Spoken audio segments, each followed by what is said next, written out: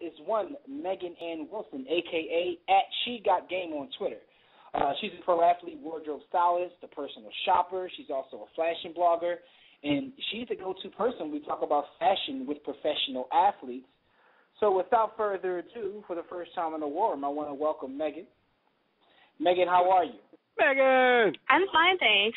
Thanks for having me on. It's the first day of summer in Toronto, so I'm very happy today. Megan! Okay. I loved it up in Toronto. We got to get back up there. I loved it up there. Absolutely. Yeah, now it's not freezing anymore, so you might actually want to come visit. Exactly. Everyone's been avoiding it like the plague, but we actually have no more snow, so you're safe. This is true. Let's jump right into it. Before we get into the costume show that is the NBA playoffs, post press conference. The costume show. Tell us a little bit on how you got into this business of fashion and specifically within sports.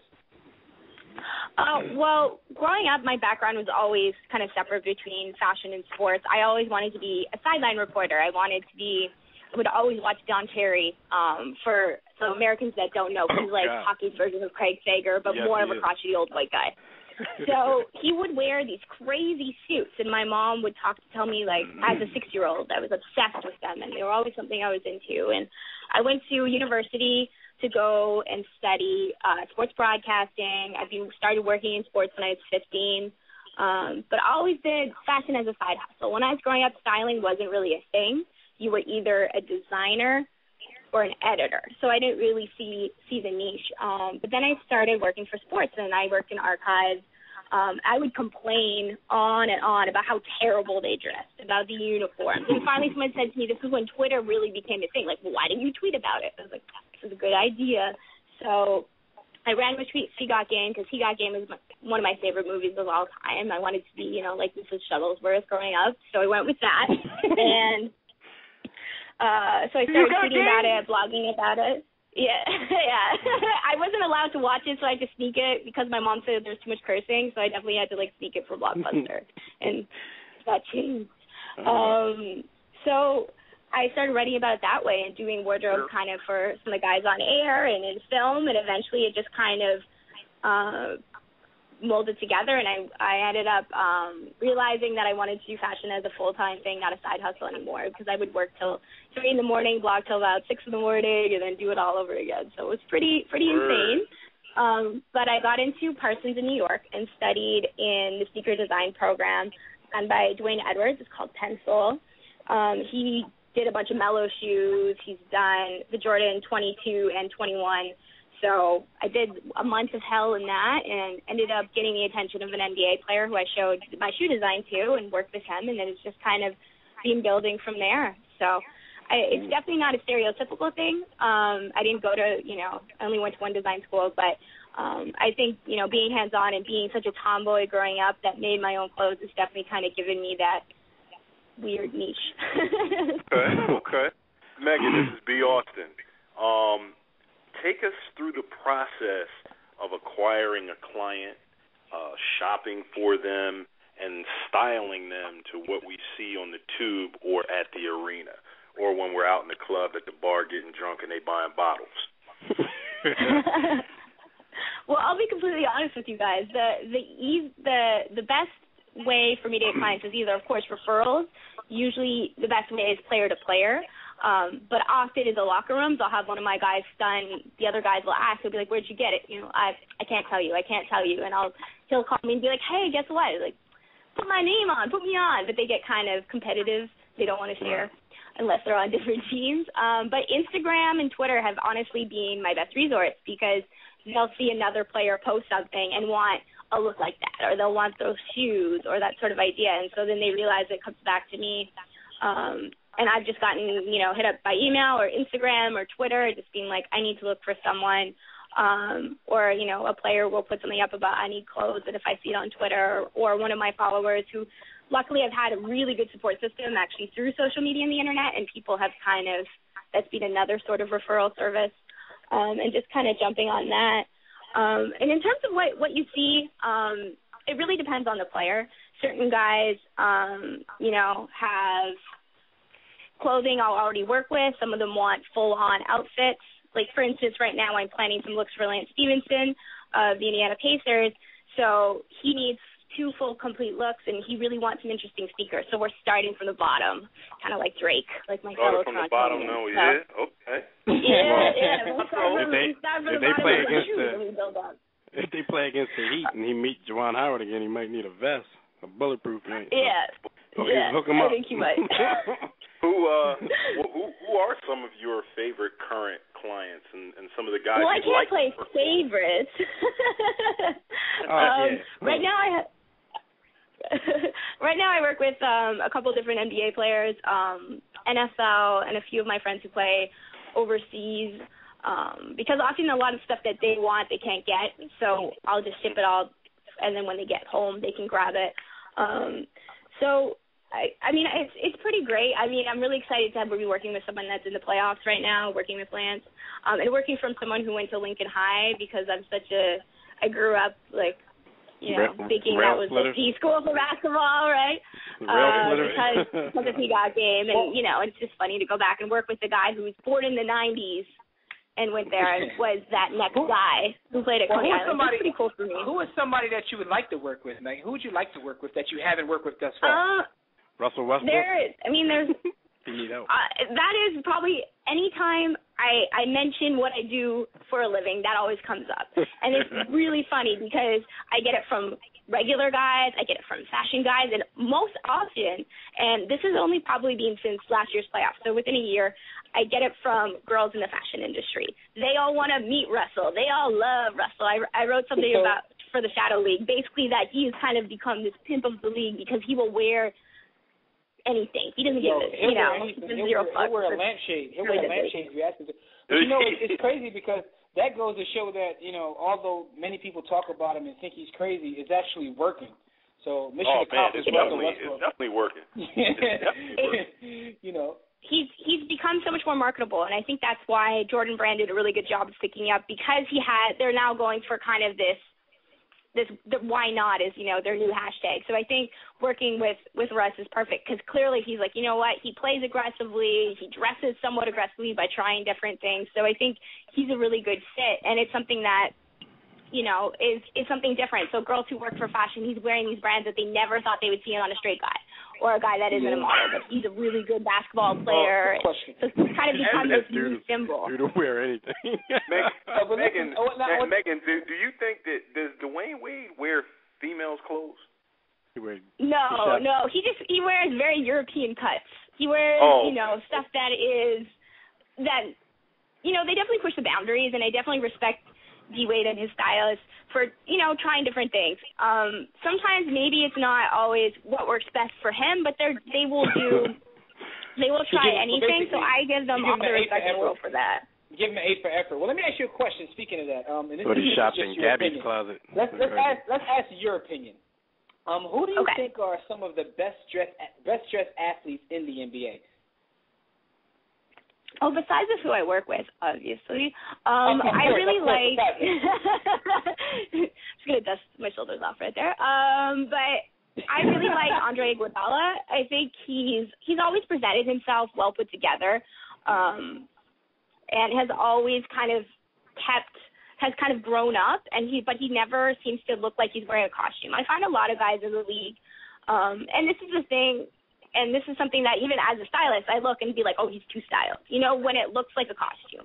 Like, there's a big difference in what you can dress, say, someone from Texas, like Wesley Johnson, one of my clients, was what Lance Stevenson, like rural Texas versus Coney Island. Big difference, right? So I think you really have to go with the personality. And I think Andre's personality always comes through. Wilson Chandler has the best access to streetwear probably of anyone. He probably has the best shoe collection I've seen. He's very Detroit with it. I wouldn't necessarily say he's best dressed, but he wears a lot of kind of current stuff, and he does it pretty well despite the fact that he is so tall. I think Carmelo's gotten a lot better. I would not give him the best dressed title because he definitely kind of goes a little extra sometimes. I've heard he's worked with a couple different stylists at once, so maybe that's why. But he's definitely putting effort in, and you know, Amari definitely clearly loves fashion, but I almost think he should just retire and do it full time at this point, because I don't know if he's just gonna keep banging fire hydrants. Like, maybe that's a sign. Maybe he should just, you know, retire and do that because, you know, they lost the other night and he's out in an art gallery opening. Wow. Wearing all black, not with the team. So that was a little disappointing to see. But because you were interesting. weren't you in New York yesterday? I'm not in New York. I'm probably in New York next week. I'm back in Toronto. Okay. I'm kind of back and forth. No, I'm saying that because I thought I saw you tweet a photo from Clyde's, and I was just there like 2 months ago. Man, speaking about the way people dress, Walt Clyde Frazier is definitely off the hook. But this is Devin, Megan. I know you've been featured on like TSN, Bleacher Report, CNBC, Yahoo Sports, and of course now the illustrious War Room Sports. You name it, you've basically done it. We know you got the two blogs, She Got Game and She Got Style, and you kind of told me that you were kind of moving, not totally away from that, but moving away from it a little bit. What I wanted to ask you real quick was basically, are you surprised that there's such a clamoring for information for what you do? Are you surprised that all of these sports media outlets are interested in hearing about what you do?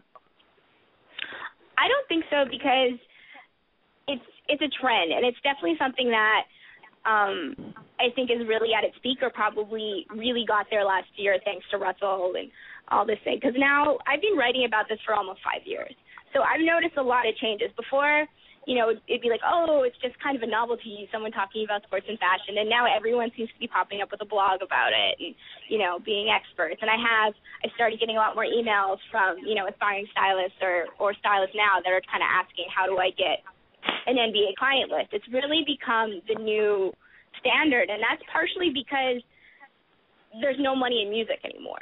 It's very rare unless, you know, you're A$AP Rocky and you spend all your money on clothes. It's not something that people are really investing in, and a lot of brands have moved that way too. A lot of custom companies, they've all gone towards sports because they see it being more of a long-term thing. And some of these guys are out of the league in, like, you know, a couple years, but they have enough to spend, and often they buy rather than just borrow for an event because they travel so much and they need stuff they can actually pack and wear.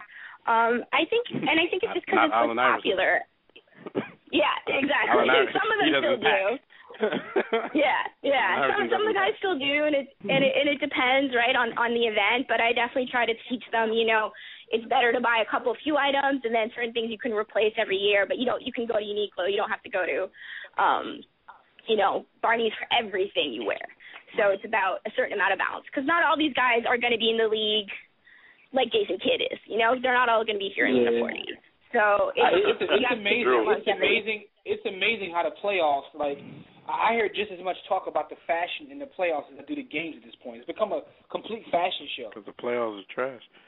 But no, yeah, it's definitely a contest. It is a contest. Megan, Absolutely. one more question before we let you go and get you out of here. Thank you so much. You're part of the family, so we'll definitely get you back on in future to give us some fashion tips. But my question is, why is Michael Jordan's gear so weak? Please help that dude. Because he has, pardon my language, but he has fuck you money. No, you can't tell him anything. You cannot tell him one goddamn thing. He can wear dad jeans and have a model girlfriend or fiance or wife, I guess wife now. But at the end, these people are still going out buying the same shoes he wore when he played. They're playing colorways that he never looked at. Kids are wearing Jordans who never played, who never watched him play, that have only seen Westbrook play, or buying his shoes. He has so much money that I don't think he cares. My problem is he has his own clothing line, which is a pretty good line. He doesn't even wear his own stuff. I mean, like, let's be honest. This stuff wasn't very good. Let's not try to bring it up. I'm not talking about in terms of quality. I'm just saying if Michael Jordan wore a Jordan tee and a pair of Jordans every day, I'd be look better than what he has on. Yo, I feel like he shops at a Barnes and Bailey store. Looks better. Hey, but anything looks better than daddy. You can't say that we don't understand what Megan is saying, though, because you remember those conversations that we used to have back in the day. Like, man, if I ever get rich, if I ever get rich, I'm gonna hop out the Lamborghini with like a a leaf on my I look better in a leaf. Barefoot with my feet slapping the ground. I look better in a leaf. And to quote myself, I said if I had Michael Jordan's money, I would ride around in a Ferrari with a Chinaman hat, my wallet around my neck, and a towel. But that looks better than what MJ has. And that's my point. Because honestly, if I had MJ's money, I'd probably just walk around with like a tank top and a pamper on with thumbtacks in my ass. But at the end of the day, looks better than what he wears. That's my point. But here's the thing too. He's worn this for so long. He has a uniform at this point, right? He wears the same stuff. He always wears these terrible jeans that don't fit. He always wears friggin' polos that are 3XL when tall tees haven't been a thing in like 10 years. Like Cameron doesn't wear tall tees anymore. He should not be wearing tall tees. Like I know all this. But I think it just has to do with money, and I think he feels like it's not important because he's got to worry about the Bobcats. He's got to worry about his hot new thing not cheating on him. He's got a ton of other. He's got to worry about losing more money to his ex-wife. Like I think he just does not care enough, and I think probably at this point it's almost funny. Because I think your ideology is correct, but I don't know about Mike. I think he thinks that is hot. I think he's trying. I don't know. I think he's just corny. I think he's just a corny dude. I think at this point someone has said something to him, and I kind of agree with Megan. At this point, he's probably laughing. I think they got fired. Because someone has had to say something to him. I'm going to say something to him, man. I think that's probably part of it, because, I think people probably all drink the Kool-Aid, because if Michael Jordan's still Michael Jordan. Do you really want to go up to him and be like, oh, by the way, you look like an asshole? Like, if you work for the team. Like, I'll tell him. I would do it, but I don't care. Megan, get me a meeting. That's my job. Get me a meeting. I'll tell him. He needs an intervention. It's like Mike would wear like a sweater vest with a sweater and some sweatpants. He looked like he just got off the boat. Like, just think of how he looked at Westbrook. Megan, we loved you. We enjoyed you. We'll definitely get you back on to slander Mike. Jimmy, just because you slander Mike, Jimmy's going to try and have you on every week. Oh, absolutely. If you want to talk bad about Mike, we can bring you on. Hey, Megan, before we get you out of here, though, tell our listeners how they can get in touch with you or follow you and see what you got going on. Yeah, absolutely. Well, most of my stuff you can all find just by Googling She Got Game or my name, Megan Ann Wilson, on Twitter and Instagram. I am She Got Game, like the Spike Lee movie, but with an S. And you can find out on my website, meganannwilson.com. And also one thing I wanted to mention is that I'm working with this pretty cool new app that's all about, like, footwear and sneakers and sharing, and it's called Connoisseur. So it's something that, if you're really into sneakers, you're really into footwear, it's kind of like Instagram and Pinterest had a baby and it's footwear.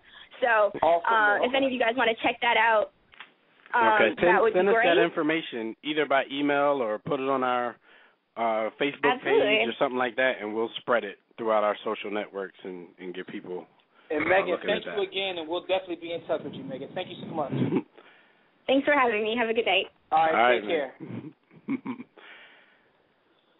Yo, you guys Megan Ann Wilson, everybody, NBA and NFL celebrity, stylist, personal shopper, blogger. Michael slander is always welcome. Always welcome. Yeah, I'm telling y'all, man. He care, man. He just corny. I'm telling you, he care. He thinks them jeans hot. Especially when because we didn't even get into his formal wear. How you gonna dress up, get your suit nice and tailored and not care? It's just a bad suit. You know what I mean? You paid a lot of money for that bad suit. Well, no, he's not walking around with the Daryl Dawkins and the Robert Horrys, but his suits fit. He's damn near there. They just ugly. Yo, my man Mike said he gonna wear baggy jeans till they come back in style. Basically. You know what I mean? Wait, it's the war room with 5